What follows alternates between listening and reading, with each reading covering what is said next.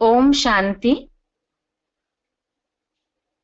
भगवत गीता श्लोक क्लास में आज का श्लोक है 5वें अध्याय का 24 नंबर श्लोक, अध्याय 5, श्लोक नंबर 24। श्लोक है योऽन्तः सुखोऽन्तरा रामः तथान्तर ज्योतिरेव यः स योगी ब्रह्म निर्वाणम् ब्रह्मभूतोऽधिगच्छति। श्लोक दोबारा। योऽन्तः सुखोऽन्तरा रामः तथान्तर ज्योतिरेव यः स योगी ब्रह्म निर्वाणम् ब्रह्मभूतोऽधिगच्छति। श्लोक का संधि विच्छेद है यह अन्तः सुखः अन्तरा रामः तथा अंतर्ज्योतिः एव यह स योगी ब्रह्म निर्वाणम् ब्रह्मभूतः अधिगच्छति। श्लोक का संधि विच्छेद दोबारा। यह अन्तः सुखः अन्तरा रामः तथा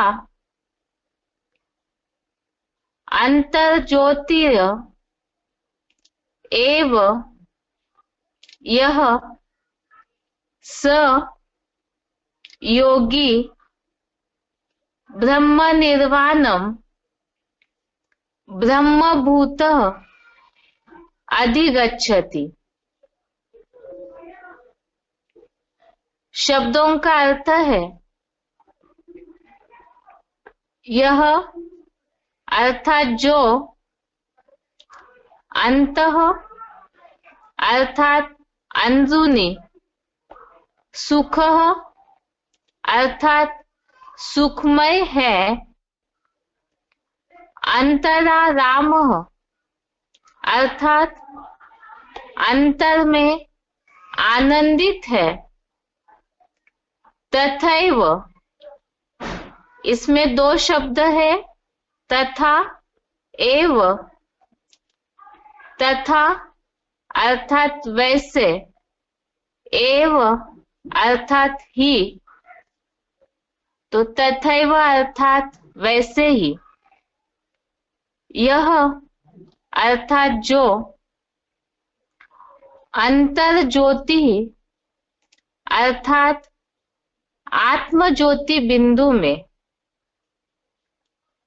ब्रह्मभूतः अर्थात ब्रह्मलोक में स्थित हुआ, स अर्थात वह, योगी अर्थात योगी, ब्रह्म निर्वाणम अर्थात परम ब्रह्म का निर्वाण पद, अधिगच्छति अर्थात पाता है।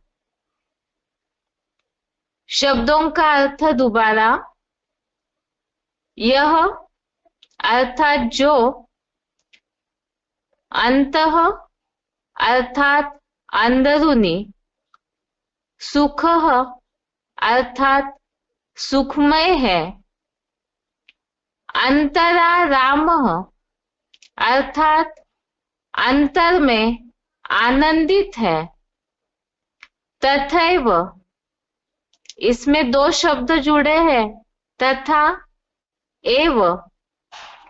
तथा अर्थात वैसे, एव अर्थात ही, तथैव अर्थात वैसे ही, यह अर्थात जो, अंतर ज्योति अर्थात आत्म ज्योति बिंदु में, ब्रह्मभूतः अर्थात ब्रह्मलोक में स्थित हुआ, स अर्थात वह, योगी अर्थात योगी, ब्रह्म निर्वाणम अर्थात परम ब्रह्म का निर्वाण पद, अधिगच्छति अर्थात पाता है। श्लोक का अर्थ है, जो अंदरूनी सुखमय है, अंतर में आनंदित है, वैसे ही जो आत्म ज्योति बिंदु में ब्रह्मलोक में स्थित हुआ, वह योगी परम ब्रह्म का निर्वाण पद पाता है। अभी जो भी इस हफ्ते हमने श्लोक पढ़े, उसमें ज्यादातर यही बात चल रही है। एक तो अतीन्द्रिय सुख की, और दूसरा आज के श्लोक में जैसे शांति की बात आई। मुरलियों में इन बातों को बताया जाता है, शांति में ही सुख समाया हुआ है, और ये दोनों कैसे प्राप्त होंगे, शांति भी और सुख भी। दुनियावी लोगों की जो परिभाषाएं है सुख और शांति की, वो अलग है, और भगवान जो संगम युग पर आकर सुख शांति की परिभाषा बताते हैं, व्याख्या बताते हैं, वो सदा काल की प्राप्ति की अनुभूति वाली है। जैसे आज के श्लोक में बात आई है, जो अंदरूनी सुखमय है, अंतर में आनंदित है, और आत्म ज्योति बिंदु में ब्रह्मलोक में स्थित हुआ। जैसे मुरलियों में बात आती है, आत्मिक स्थिति, आत्मिक स्थिति की एक्यूरेट स्टेज, बिल्कुल बिंदु रूप स्टेज, जिसे ही बोला जाता है बीजरूप स्टेज या निर्संकल्पी स्टेज। और ये भी बोला है मुरलियों में कि जितना आत्मिक स्थिति में स्थित रहते हैं, उतना परमात्मा बाप की याद दूर नहीं है। तो यहाँ यही बात बताई है कि आत्म ज्योति बिंदु में ब्रह्मलोक में स्थित हुआ, वह योगी परम ब्रह्म का निर्वाण पद पाता है। अब यहाँ बात आई, परम ब्रह्म का निर्वाण पद पाता है। जो अव्वल नंबर में परम ब्रह्म बनते हैं, तो वो पहले पहले ऐसी अपनी स्थिति, आत्मिक स्थिति की एक्यूरेट प्रैक्टिस के आधार से वो सबसे पहले परम धाम की निर्वाण पद बोला है। तो निर्वाण पद अर्थात जो निर्वाण धाम है, जिसे ही शांति धाम, परे ते परे धाम, परम धाम बोला है, जहां पर वाणी नहीं होती है। दुनिया में लोग ऐसे कहते हैं अनेक गुरुओं के लिए कि वो पार निर्वाण गए, वास्तव में वो उस बात का अर्थ नहीं जानते। यहाँ निर्वाण पद अर्थात वाणी से रहित होना, बिल्कुल स्वीट साइलेंस की स्टेज, जिसे मुरलियों में बाबा बोलते हैं। तो वो स्थिति तभी बनेगी जब आत्मिक स्थिति, बीजरूप स्टेज, निर्संकल्पी स्टेज की एक्यूरेट प्रैक्टिस होगी। तो आत्मिक स्थिति के आधार से परमात्मा बाप की याद भी उतनी एक्यूरेट होगी, और उसी आधार से परम पिता, सुप्रीम सोल शिव, वो जैसे सदैव परम धाम वासी, निर्संकल्पी स्टेज वाले, तो उनकी याद में जितनी एकाग्रता से जुड़े हुए होंगे, तो उतना ही वो निर्वाण पद के अधिकारी बन जाते हैं। अब दूसरी बात है कि यहाँ निर्वाण पद की प्राप्ति की बात है, तो कैसे प्राप्त होगा? बेसिक ब्राह्मणों की दुनिया में तो ये समझा जाता है कि परम धाम में, जो जड़ परम धाम है, वहां पहुंचने की बात। लेकिन मुरलियों में तो शिव बाबा ने बोला है, तुम बच्चों को इस सृष्टि पर ही परम धाम को उतार लाना है। क्योंकि जब तक पुरुषार्थी जीवन में यहाँ ही साकार में ऐसी निसंकल्पी स्टेज, बीजरूप स्टेज, परम धाम की वाणी से परे की निर्वाण स्टेज जब तक यह पुरुषार्थ से नहीं प्राप्त की है, वैसी स्थिति नहीं बनाई है, तब तक उस परम धाम में भी शिव बाबा वापिस नहीं ले जाएंगे। तो यहाँ ही इस सृष्टि पर पहले परम धाम को उतारने की बात है, और उसमें जो पहले अव्वल नंबर जाता है वो परम ब्रह्म है। और उस परम ब्रह्म को जो जितना याद करेंगे, जितना योग लगाएंगे, बुद्धि से उससे जुड़े रहेंगे, तो उतना ही वो आत्माएं नंबरवार पुरुषार्थानुसार ऐसे निर्वाण पद की स्थिति बनाने के, ऐसे नंबरवार स्थिति अपनी बना लेते हैं, प्राप्त कर लेते हैं। इस श्लोक का क्लैरिफिकेशन सहित अर्थ देखते हैं। जो मन बुद्धि से अंदरूनी सुखमय है, अंतर में प्रशांत महासागर जैसा शांत और आनंदित है, वैसे ही जो आत्म ज्योति बिंदु में स्थिर नंबरवार पुरुषार्थ अनुसार ब्रह्मलोक में स्थित हुआ, वह योगी परम ब्रह्म का यहाँ ही वाणी रहित अंतर्मोनी निर्वाण पद पाता है। यह सबसे पहली बात। अभी तक के श्लोकों में जो हम देख रहे थे अतीन्द्रिय सुख की बात, तो अतीन्द्रिय सुख भी मन बुद्धि की स्टेज के आधार से अनुभव करने की बात है। मन बुद्धि से ही जो जितना अपने वाइब्रेशन को पावरफुल बना लेते हैं याद के आधार से, तो उतना ही इंद्रिय सुखों से परे अतीन्द्रिय सुख की मन बुद्धि की एकाग्रता की स्टेज से अनुभव करते हैं। तो ऐसे मन बुद्धि से अंदरूनी सुखमय है। और दूसरा, अंतर में प्रशांत महासागर जैसा शांत और आनंदित है। तो जो ऐसी मन बुद्धि की एकाग्रता से सुख की स्टेज अनुभव करेंगे, तो वो अंतर में शांत और आनंदित स्थिति में अनुभव करते हैं। और वैसे ही आत्म ज्योति बिंदु में स्थिर नंबरवार पुरुषार्थ अनुसार ब्रह्मलोक में स्थित हुआ। ब्रह्मलोक में स्थित हुआ अर्थात जो अव्वल नंबर ब्रह्मा है, परम ब्रह्म जिन्हें कहा है, तो उनके लिए ही बताया। और नंबरवार जो भी आत्माएं हैं, जो यहाँ बताई बात कि आत्म ज्योति बिंदु में स्थिर अर्थात बीज रूप स्टेज में, निसंकल्पी स्टेज में जो नंबरवार ऐसे स्थिर होते हैं, तो यहाँ ही वो आत्माएं अंतर्मोनी अर्थात अंदर में ही मौन। इसका मतलब एक होता है, जैसे कई ऐसे हैं पूरी ज्ञान की समझ न होने के कारण पुरुषार्थी जीवन में वाणी का मौन तो धारण कर लिया, लेकिन अंदर से संकल्पों का घुंबड़ चलते ही रहता है। लेकिन मुरलियों में शिव बाबा ने ये बात बताई है कि अंदर में अगर संकल्प चलते रहते हैं, संकल्प विकल्प तीव्र गति से चल रहे, तो वो भी शांति की स्टेज नहीं है।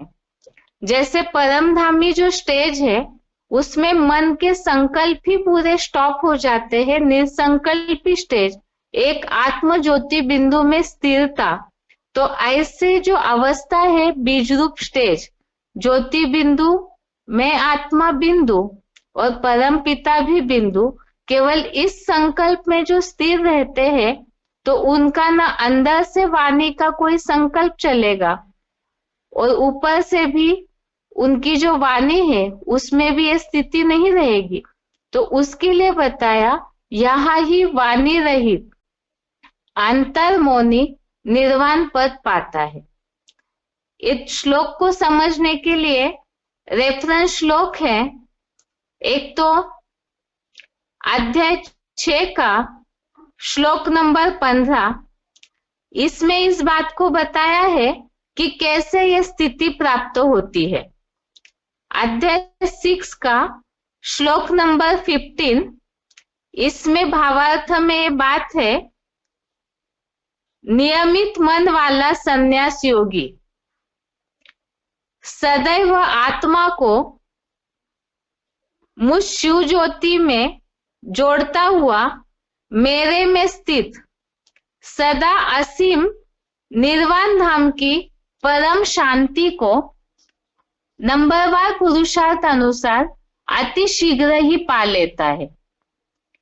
तो ऐसी परम धाम की या निर्वाण धाम की स्टेज को, परम शांति को प्राप्त करने के लिए इस श्लोक में बताया कि जो आत्मा को परमात्मा से जोड़ते हैं, अर्थात सहज भाषा में है याद, याद से जो जितना शिव बाबा से जुड़े हुए रहते हैं, तो वो आत्मिक स्थिति से परमात्मा की याद दूर नहीं है। और परमात्मा, परम पिता, शिव सुप्रीम सोल जैसे निर्संकल्पी है, शांति स्टेज वाले है, तो वो निर्संकल्पी स्टेज की अर्थात ही परम शांति की निर्वाण धाम की अनुभूति या वैसी स्थिति को प्राप्त करते हैं। ऐसे ही अध्याय 2 का श्लोक नंबर 72, अध्याय 2 श्लोक नंबर 72, इसमें भी ये श्लोक हम पढ़ चुके हैं। इसमें भी निर्वाण धाम की स्थिति प्राप्त करने की बात आई कि ये जो निर्वाण धाम की या तो जो निर्संकल्पी ऐसी स्टेज है, ये बताया यह परम ब्रह्म, परम ईश्वर से उत्पन्न सर्वोत्कृष्ट अव्यक्त और अविनाशी अवस्था है। इसे प्राप्त करके योगी मनुष्य किसी व्यक्ति या वस्तु के मोह में नहीं पड़ता और कल्पांत में महाविनाश की महामृत्यु में भी इस अव्यक्त और अविनाशी स्थिति में स्थिर होकर परम ब्रह्म के निर्वाण धाम को पाता है।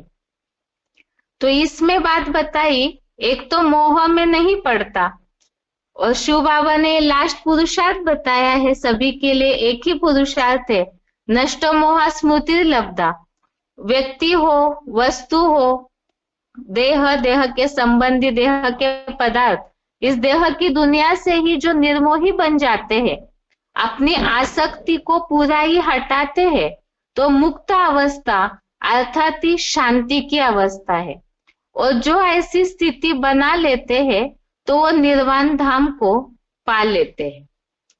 और अभी तक की मुरलियों में तो हमने इस बात को समझा है कि परम धाम को तुम बच्चों को इसी सृष्टि पर उतारना है। इस सृष्टि पर उतारना अर्थात ही पुरुषार्थी जीवन में ही आत्मिक स्थिति और शिव बाबा की एक्यूरेट याद और जो पुरुषार्थ बताया निर्मोही पने का, उस आधार से यहाँ ही परम धाम की स्थिति की, शांति की स्थिति की अनुभूति करनी है। ये श्लोक का अर्थ है, इसका उच्चारण सुनते हैं और अच्छे से समझने के लिए शिव बाबा ने मुरलियों में बताए हुए पॉइंट्स।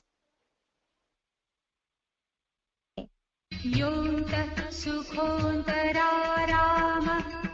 तथान्तर्ज्योतिरेव यः स योगी ब्रह्मनिर्वाणं ब्रह्मभूतोऽधिगच्छति।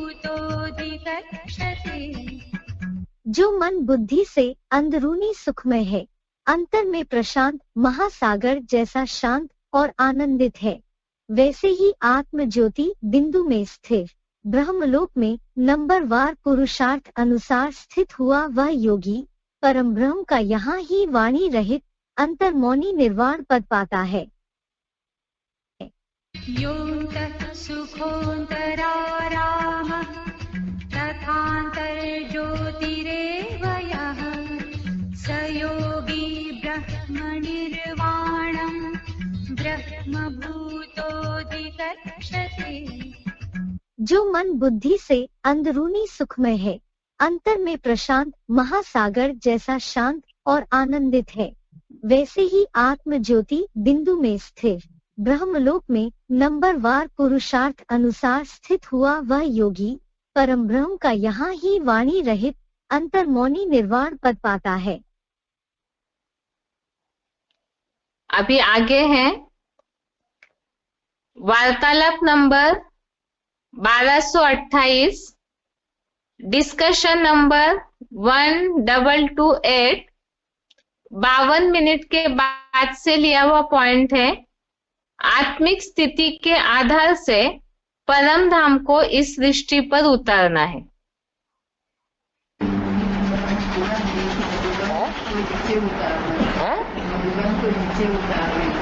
मधुबन को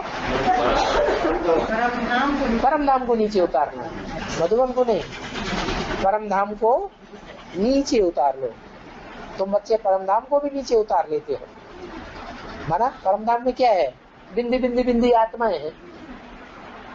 तो बिंदी बिंदी आत्माएं अगर हम यहीं पर देखने में आने लगे, सबकी बुद्धि में जो भी बैठे हैं सामने, जो भी सभा में बैठे हैं, सबकी स्मृति में बस मैं आत्मा ज्योति बिंदु, मेरा बाप। जैसे क्राइस्ट परम धाम से सीधी उतरती है आत्मा, तो चेहरा कैसा दिखाई पड़ता है, जैसे आत्मा की स्थिति में टिका हुआ है।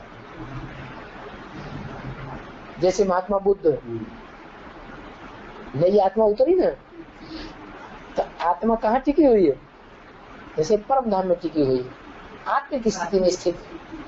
गुरु नानक, चेहरे को देखने से ही मालूम पड़ता है कि बस वो आत्मा की स्थिति में पक्के हैं। तो ऐसे ही हम लोगों की भी ऐसी प्रैक्टिस करते करते अवस्था बन जाए, क्या दुनिया में कैसी भी हलचल होती रहे, लेकिन हमारी अवस्था नीचे ऊपर न हो, आत्मा की स्थिति में स्थिर, तो परम नाम हो गए। अब परम नाम ऐसा कहाँ बनेगा, इस दुनिया में तो बन नहीं सकता। क्या कहाँ बनेगा, इसका स्थान निश्चित है। जहाँ से इस ज्ञान की शुरुआत हुई है वहीं से बनेगा। कहाँ से शुरुआत हुई, 1947 में ब्रह्मा बाबा ने, शिव बाबा ने प्रवेश करके जब से वाणी चलाना शुरू की, तो उसका स्थायी रूप माउंट आबू में आके बना ना, वहीं से ब्रह्म वाक्य शुरू हुए, और वो ब्रह्म वाक्य अब विस्तार को पाते जा रहे हैं, वो ज्ञान विस्तार को जा रहा है। विस्तार को जाते जाते एक एक पत्ते की प्रख्याति हो जाए, 500 करोड़ पत्तों का पार्ट खुलने लगे।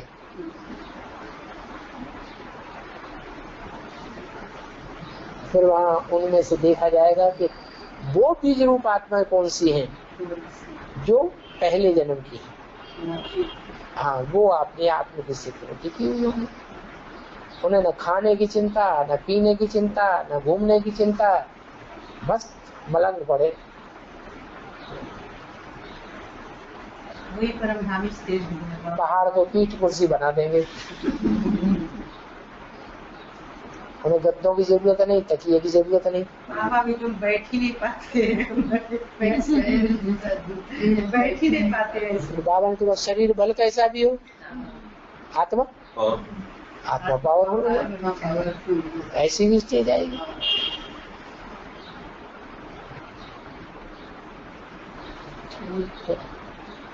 अभी बहुत से लोग कहते हैं कि मधुबन हमारा है, तो बाबा पहले में कहा है कि सबको निकलना है एक दिन। छोड़ते कहाँ है? कोई देह के पदार्थों में लिप्त हैं, छोड़ नहीं सकते।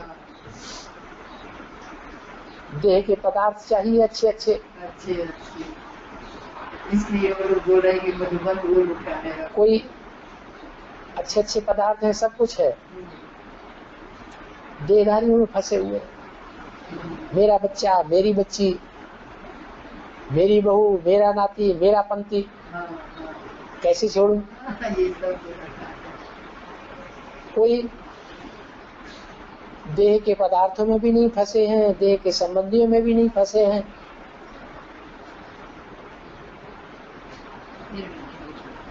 फिर भी नहीं छोड़ती। नहीं, सोने की जंजीर में बंध गए। हाँ, दीदी दादी को हम कैसे छोड़े? अरे हम तो 60 साल से चल रहे हैं, जिनके साथ चले हैं, और हमें दूसरा नहीं चाहिए।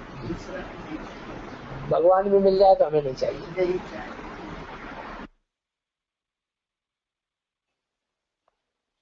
आगे का पॉइंट है VCD number 1096, VCD number 1096 43 minute के बाद से लिया हुआ पॉइंट है आत्मिक स्थिति से स्वीट साइलेंस की स्टेज। तो उस पारलौकिक बाप को ही कहा जाता है दुख हरता, सुख करता। जरूर दुख से लिबरेट करके गाइड बन करके ले जाते हैं अपने स्वीट होम में। उस होम को कहेंगे स्वीट साइलेंस होम। परंतु वहां हम कैसे जाएंगे ये भी कोई नहीं जानते। कैसे जाएंगे है? नहीं मालूम। अरे अपन को आत्मा समझेंगे, आत्मिक स्थिति धारण करेंगे तो स्वीट साइलेंस की अनुभूति करेंगे। लगातार आत्मिक स्थिति में रहेंगे तो लगातार स्वीट साइलेंस होम में रहेंगे। दुनिया में तो न कोई रचयिता को जानते हैं, न रचना के आदि मध्यंत को जानते हैं। तुम जानते हो कि हमारा बाबा अपने निर्वाण धाम में ले जाने के लिए आया हुआ है।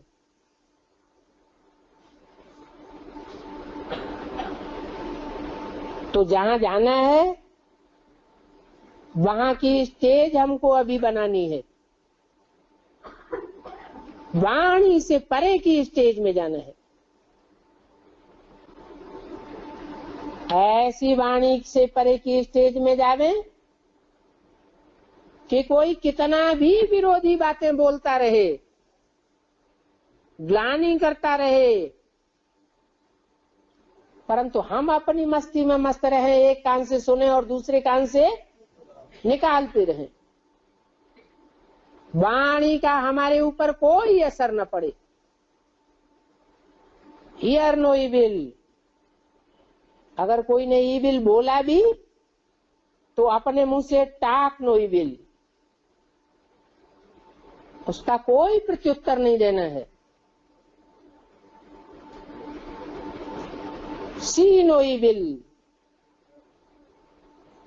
आत्मिक स्थिति में स्थित रहेंगे तो हल्के फुल्के बने रहेंगे।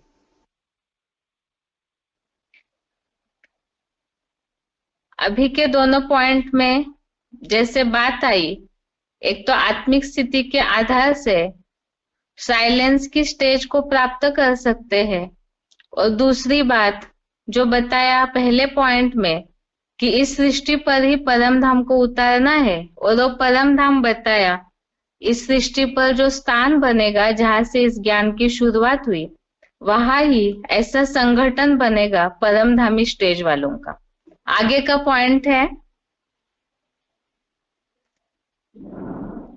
वार्तालाप नंबर 1264, डिस्कशन नंबर 1264, 39 मिनट के बाद से लिया हुआ पॉइंट है परम ब्रह्म ही सृष्टि का चैतन्य परम धाम और निर्वाण धाम।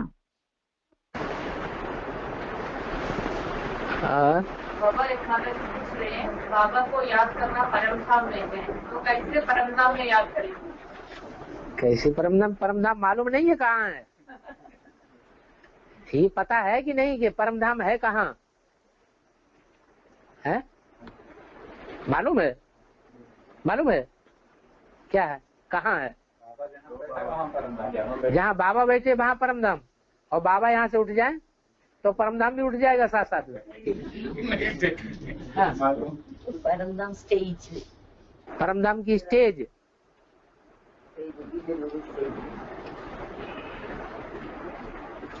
परम माना परे ते परे, और धाम माने स्थान। तो बाबा ने जो मुरली में बताया वो तो ये बताया कि सूरज चांद सितारों की दुनिया से पार, उस माहौल से भी परे जो सशक्त माहौल है ब्रह्मांड का, वो परम धाम का है। लेकिन सूरज चांद सितारों की दुनिया से परे है, सूरज चांद सितारों की दुनिया के दायरे के अंदर नहीं है। वो तो वो परम धाम हुआ कि जब विनाश होगा तो सब आत्माएं वहां पहुंचेंगी, लेकिन वहां पहुंचने से पहले पहले स्टेज बनाएंगी तब पहुंचेंगी, या बिना स्टेज बनाए पहुंच जाएगी? पहले हर मनुष्य आत्मा की परम धाम की स्टेज बनेगी तब परम धाम पहुंचेंगे, या बिना प्रैक्टिस किए स्टेज बनाए पहुंच जाएंगे? क्या होगा? पहले प्रैक्टिस करनी पड़े। तो प्रैक्टिस हम यहाँ कर रहे हैं। वो प्रैक्टिस को सहज करने के लिए बाबा ने तरीका बताया कि अपन को आत्मा समझ शिव बाबा को याद करो। और बाबा किसे कहा जाता है? साकार और निराकार के मेल को बाबा कहा जाता है। साकार है शरीरधारी। कौन सा शरीरधारी?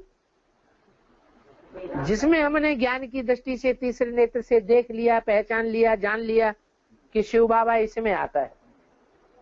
क्या? तो वो ही शरीरधारी, वो ही हमारा परम धाम हो गया। क्या? निर्वाण धाम हो गया, परम ब्रह्म हो गया। और ब्रह्मा तो छोटे मोटे हैं, वो हमारा क्या हो गया? परम ब्रह्म। गुरु साक्षात परम ब्रह्म कहते हैं ना। गुरु ब्रह्म, फिर उससे भी ऊंचा गुरु विष्णु, फिर उससे भी ऊंचा गुरुर्देवो महेश्वर, गुरु साक्षात परम ब्रह्म। तो वो कौन हुआ? वो साक्षात परम ब्रह्म कौन हुआ? शिव बाबा। जिसमें शिव बाबा प्रवेश करते हैं, शिव बाप जिसमें प्रवेश करते हैं, वो हमारा परम धाम हो गया। हमारे लिए सहज से सहज हो गया।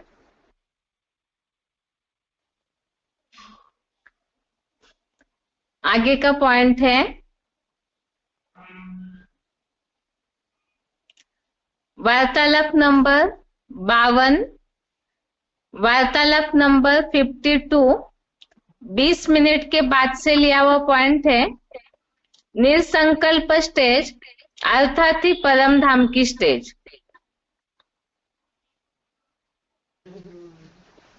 परम धाम की स्टेज क्या होती है? संकल्प की स्टेज माने कोई संकल्प नहीं। मैं आत्मा ज्योति बिंदु और मेरा बाप ज्योति बिंदु रूप,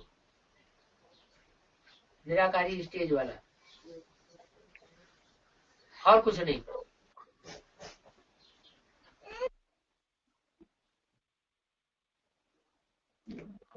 आगे का पॉइंट है VCD number 2736, VCD number 2736 24 minute के बाद से लिया हुआ पॉइंट है। आसक्ति हटेगी तभी ही शांति की स्टेज अनुभव होगी। बेहद के बेहद का सुख बेहद के बाप से लेने के लिए तो बुद्धि में बात पक्की बैठ जानी चाहिए कि अब हम तो मुक्त ही हो करके रहेंगे। अब हम कोई में फंसने वाले नहीं है। कोई में माने किसन है, कोई पदार्थ में फंसने वाले नहीं है। पदार्थों का भी याद आती है ना? नहीं याद आती?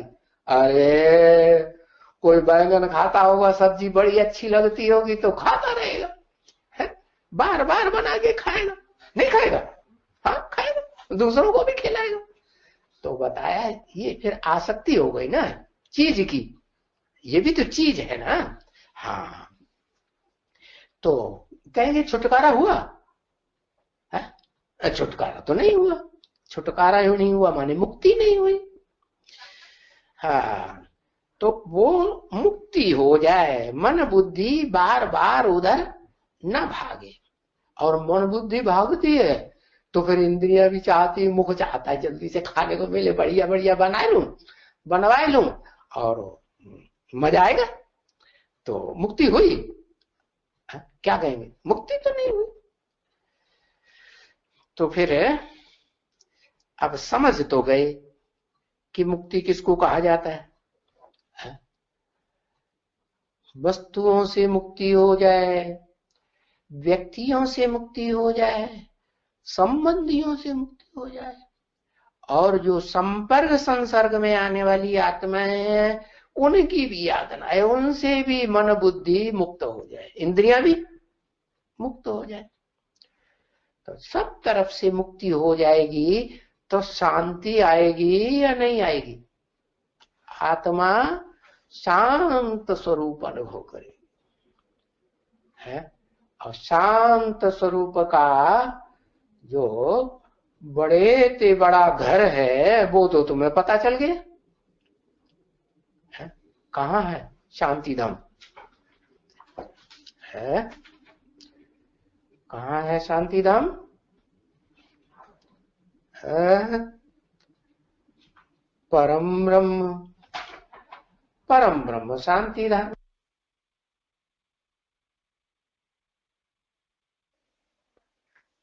अभी तक के पॉइंट में जैसे हमने समझा, आसक्ति हटेगी तभी शांति की अनुभूति होगी। जो दूसरे अध्याय का 72 श्लोक हमने रेफरेंस में समझा था कि जितना वस्तु व्यक्ति के मोह में नहीं पड़ते हैं तो मुक्त अवस्था की अनुभूति, परम धाम, उसे ही मुक्ति धाम भी कहा जाता है। तो मुक्त अवस्था की अनुभूति होने के लिए आसक्ति हटाना जरूरी है। और इसके 2 पॉइंट में पहले बात हमने समझी। एक तो इस सृष्टि का चैतन्य परम धाम जो सुप्रीम सोल का मुकर्रर रथ है वही परम ब्रह्म है। और उसके अलावा निसंकल्पी स्टेज जितनी बनेगी उतनी ही परम धाम की स्टेज की अनुभूति होगी। आगे का पॉइंट है VCD number 2736, VCD number 2736 43 minute के बाद से लिया हुआ पॉइंट है। बीज रूप स्टेज में वाणी की दरकार नहीं है। तो कहा जाता है वाणी से परे की स्टेज हो जाए। वो स्टेज तब बनेगी जब मन इतना पावरफुल बन जाए कि मन एकाग्र हो जाए। 8 घंटे की बीज रूप स्टेज में जब स्थिर होगा, मन एकाग्र होगा, तो उसमें इतनी पावर आ जाएगी कि ज्यादा या कम बोल बोल करने की दरकार ही नहीं पड़ेगी। यहां से संकल्प किया और जिसके प्रति संकल्प किया उसी आत्मा के चेहरे को 1 सेकंड याद किया और बिंदु को याद किया और उसके पास बस बेतार का तार वायरलेस पहुंच जाएगा, पहुंच भी जाएगा और उससे वापस भी जवाब आ जाएगा। वो तब आ जाएगा कि जिसको किया वो बाप समान बना हो। क्या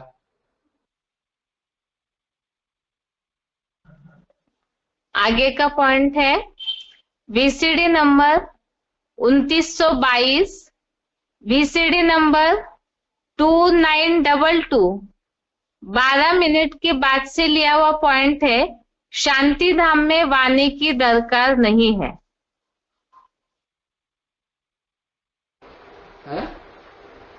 शांति मिले तो सबसे ऊंची चीज है शांति।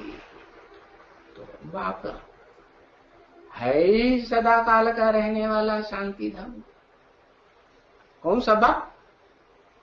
आत्माओं का बाप आत्मलोक से आता है, वहां शांति ही शांति। और इस सृष्टि पर आता है तो भी क्या शांत में ही रहता है या अशांत होता है? शांति धाम में ही सदा अनुभव करता है। तो शांति धाम बनाता है? इस दुनिया को क्या बनाता है? शांति धाम बनाता है कि नहीं? और उसके लिए तुम बच्चों को बोलता है, क्या कहता है? बच्चे, जहां शांति धाम से मैं आया हूं वो शांति धाम क्या करो? परम धाम को इस सृष्टि पर उतार लो। तो बच्चे वो पुरुषार्थ करते हैं अशांत से शांत स्टेज में जाने का।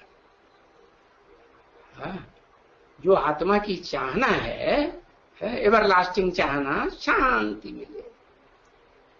तो ऊंचे से ऊंचा लोग कौन सा हुआ? शांति धाम। उसको क्या कहेंगे? विष्णु लोक। वहां आवाज होती है? वहां भी आवाज नहीं होती। जहां आवाज नहीं, वाणी नहीं, तो क्या कहेंगे? निर्वाण धाम कहेंगे या वाणी चलाने का धाम कहेंगे? भाषणबाजी चलेगी वहां? नहीं, वहां तो वाइब्रेशन से ही सारी बात एक दूसरे की समझते हैं, सुनते हैं। बाकी कुछ भी वाणी चलाने की दरकार है ही। तो देखो,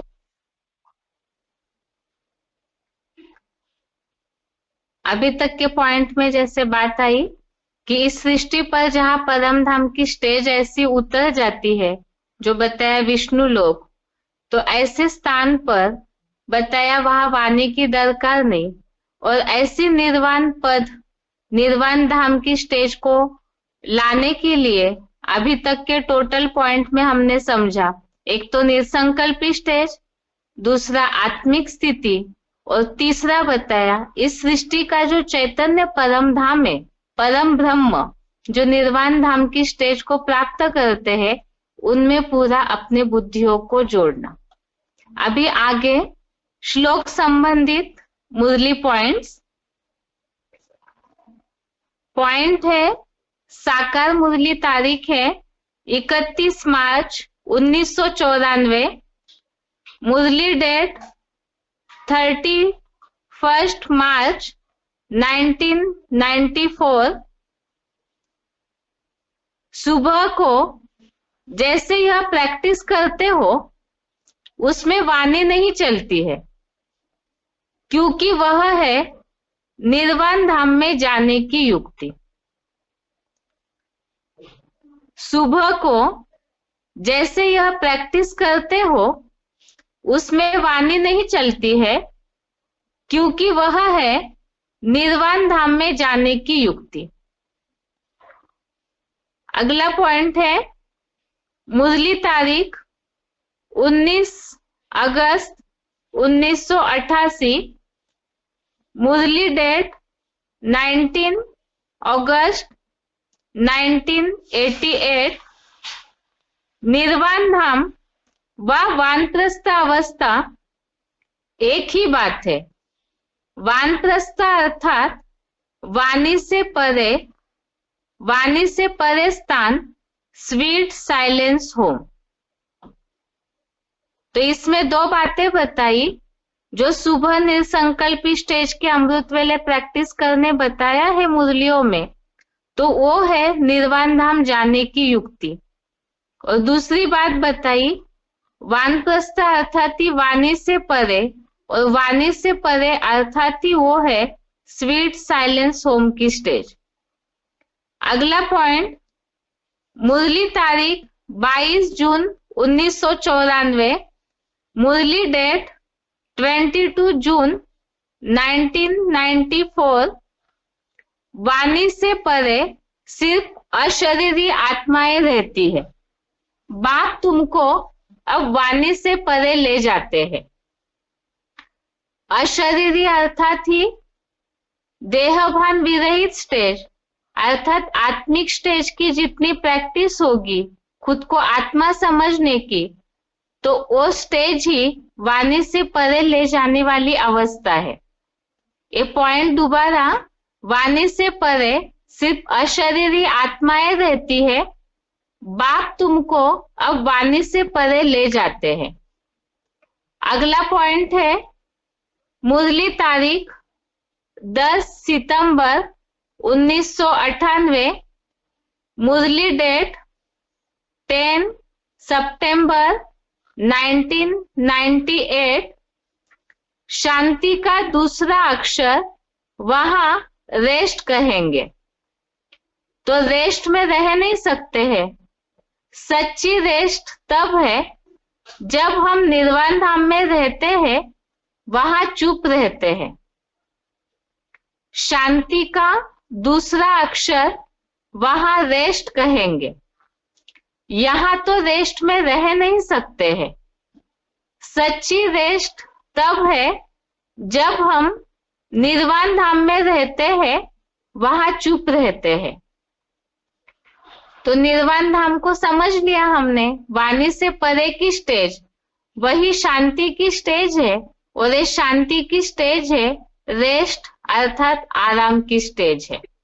आगे है अव्यक्त वाणी तारीख 15 मार्च 1985, अव्यक्त वाणी डेट 15 मार्च 1985। निर्वाण स्थिति निर्विकल्प स्थिति है। निर्वाण स्थिति निराकारी स्थिति है। निर्वाण स्थिति सदा निराकारी सो साकार स्वरूपधारी बन वाणी में आते हैं। साकार में आते भी निराकारी स्वरूप की स्मृति में रहती है। मैं निराकार साकार आधार से बोल रहा हूं। साकार में भी निराकार स्थिति की स्मृति में रहे, इसको कहते हैं निराकार सो साकार द्वारा वाणी में कर्म में आना। असली स्वरूप निराकार है। यह बात है जो अभी तक के पॉइंट में हमने समझा। इस सृष्टि परी परम धाम की स्थिति को हमें लाना है, पहले यहाँ ही अनुभव करना है। अब पुरुषार्थी जीवन में उसकी प्रैक्टिस कैसे करनी है, उसके लिए ही बताया कि साकार में रहते हुए भी ऐसी निराकारी स्थिति की प्रैक्टिस हो। जैसे मुरलियों में शिव बाबा बताते हैं कि मैं आत्मा इस शरीर द्वारा कार्य कर रही हूँ। तो आत्म ज्योति बिंदु की अर्थात निराकार की स्थिति, जो निराकारी स्थिति है, वो हमेशा स्मृति में रहे। तो ऐसे निराकार सो साकार द्वारा वाणी में आकर कर्म करना, तो ऐसी जितनी प्रैक्टिस करते रहेंगे तो उतना ही उस निर्वाण पद की अनुभूति की ओर पुरुषार्थ आगे बढ़ेगा। पॉइंट दोबारा, अव्यक्त वाणी की तारीख 15 मार्च 1985। निर्वाण स्थिति निर्विकल्प स्थिति है। निर्वाण स्थिति निराकारी स्थिति है। निर्वाण स्थिति सदा निराकारी सो साकार स्वरूपधारी बन वाणी में आते हैं। साकार में आते भी निराकारी स्वरूप की स्मृति में रहती है। मैं निराकार साकार आधार से बोल रहा हूं। साकार में भी निराकार स्थिति की स्मृति में रहे, इसको कहते हैं निराकार सो साकार द्वारा वाणी में कर्म में आना। असली स्वरूप निराकार है। ये आज के श्लोक संबंधित पॉइंट्स। अभी आगे बेसिक कोर्स। बेसिक कोर्स में बात चल रही थी अगली मान्यता जो भगवान के कर्तव्य के बारे में समझी हुई है या लोगों में फैली हुई है कि भगवान ही भाग्य बनाते हैं। तो क्या भगवान सभी का भाग्य लिखते हैं? इसके बारे में हमने समझा था कि भगवान अगर भाग्य लिखते तो किसी के भाग्य में अच्छा, किसी के भाग्य में बुरा, ऐसे कैसे लिख दिया? भगवान पिता है तो वो किसी के साथ पक्षपात कैसे कर सकते हैं? और भगवान पिता है तो बच्चों के भाग्य में दुर्भाग्य कैसे लिख सकते हैं? अब इस बात के लिए लोग ये कहते हैं कि मनुष्यों को उनके कर्मों के कारण ही, उन्होंने जो कर्म किए उसके कारण भगवान ने उनके तकदीर में दुर्भाग्य लिखा। अब जब मनुष्य का कर्म ही उनका भाग्य निश्चित करता है तो इसमें भगवान को निर्णायक बनने की आवश्यकता ही क्या है? और इसी के लिए ही गीता का श्लोक रेफरेंस में हमने समझा था कि भगवान जो है वो किसी के भी कर्म या कर्म फल का सर्जक नहीं है। अर्थात ही जब मनुष्यों ने कर्म किए तो उनका कर्म ही उनका भाग्य बनाता है। इस बात को लोग मानते हैं, भगवान के प्रति आस्था हो या न हो।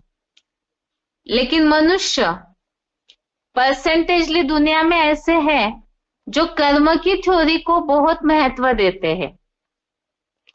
जो दुनिया में ये विचार फैला हुआ ज्यादा है कि कर्म से ही हमें सब कुछ मिलता है।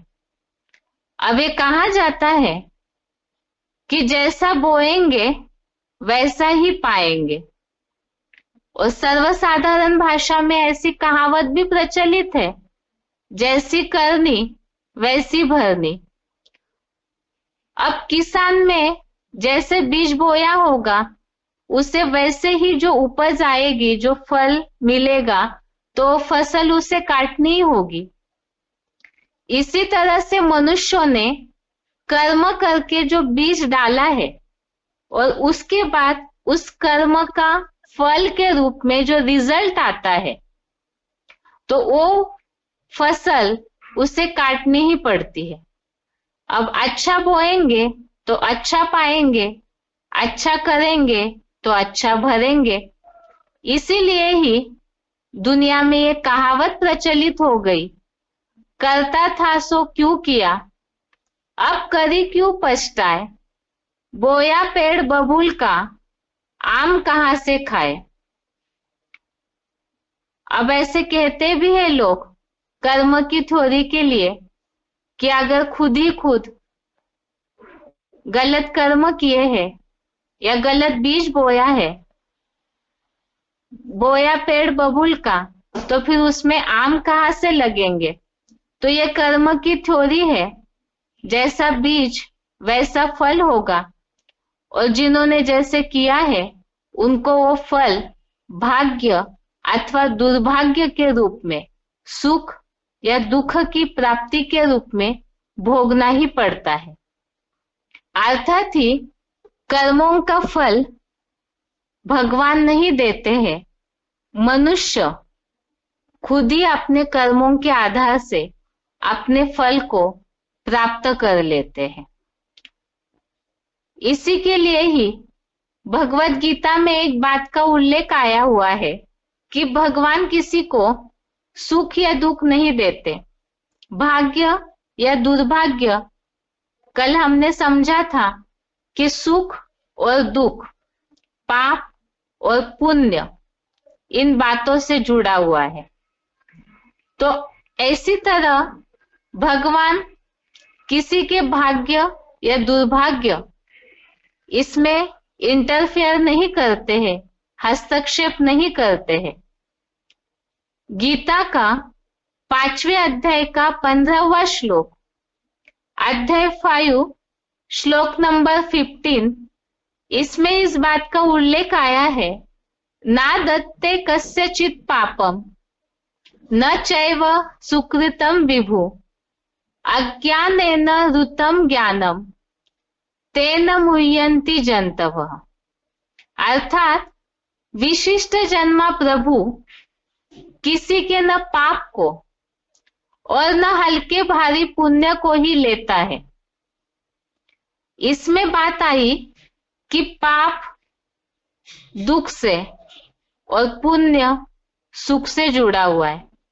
पाप दुख दुर्भाग्य से जुड़ा हुआ है और पुण्य सुख भाग्य से जुड़ा हुआ है। तो भगवान ना किसी के पाप को लेते हैं ना किसी के पुण्य को लेते हैं। अर्थात ही अभी जो दो बातें हमने समझी, मनुष्य जैसा कर्म करते वैसा उन्हें फल मिलता है और भगवान इसमें न किसी के पाप न पुण्य को लेते। अर्थात ये बात सिद्ध हुई कि भगवान न किसी को सुख देते हैं न किसी को दुख। अर्थात ही भगवान किसी का भाग्य नहीं लिखते हैं। मनुष्य खुद ही अपने सुख और दुख का, भाग्य दुर्भाग्य का जिम्मेवार है। अर्थात स्वयं ही अपना भाग्य लिखते हैं। अब वो कैसे लिखते हैं?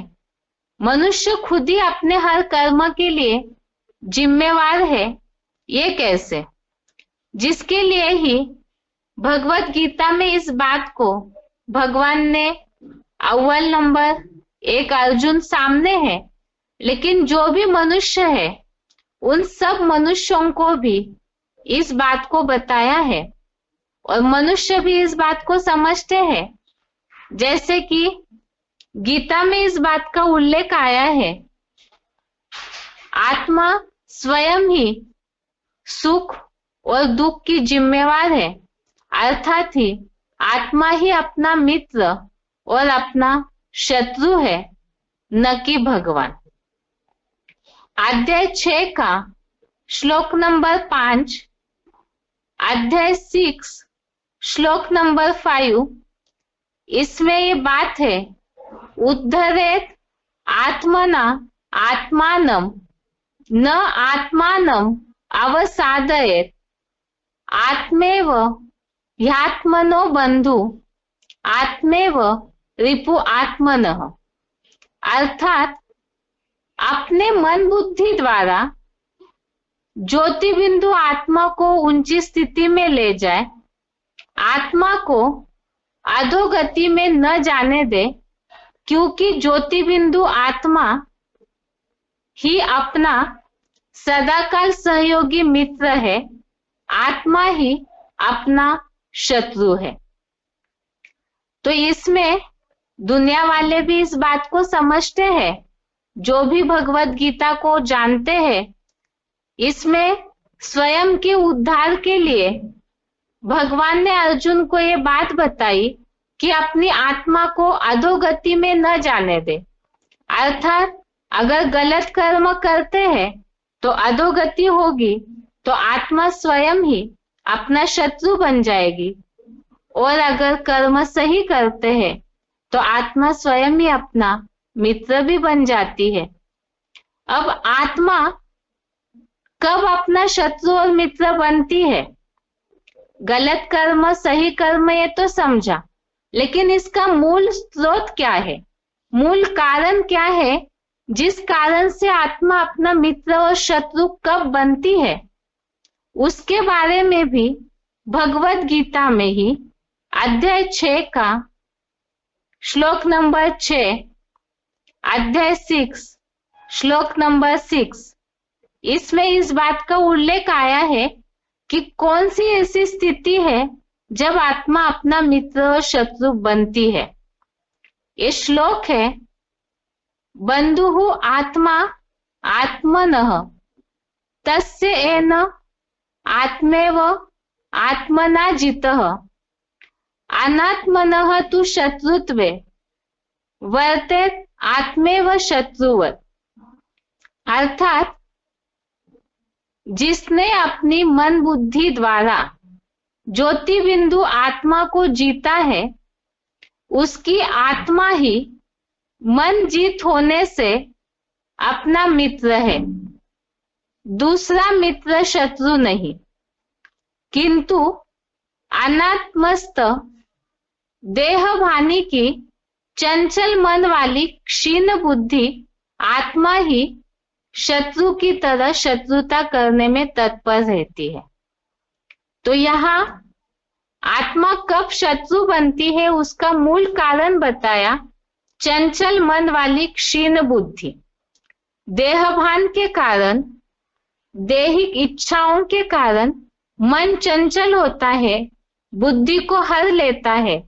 जो हमने आत्मा के लेसन में इस बात को समझा था कि जब बुद्धि को भी खींच लेता है मन अपनी इंद्रियों के सुखों के लिए, तब वो आत्मा शत्रु की तरह अपने लिए ही शत्रुता करने में तत्पर रहती है। जो दुनिया वाले इस बात को, जो गीता को समझते हैं, वो समझते हैं कि जो मन को नियंत्रित नहीं करते हैं उनके लिए वह शत्रु के समान कार्य करता है।